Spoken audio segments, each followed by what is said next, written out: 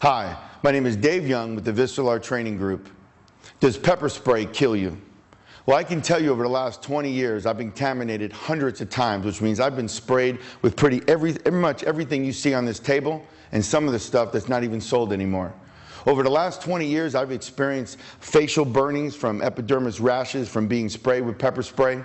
And I can tell you that sometimes it makes you feel like you're going to die. And that's because of the respiratory distress, some of the increased facial burning you get, and the vision impairment and the panic of not being able to open your eyes. All those things can create panic in an individual.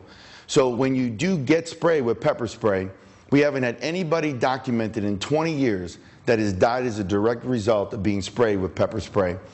But however, autopsies have revealed that it's uncovered pre-existent medical conditions such as cocaine psychosis, pulmonary heart disease, or other ailments they might have had that have triggered the heart rate to not function properly. So does OC kill you?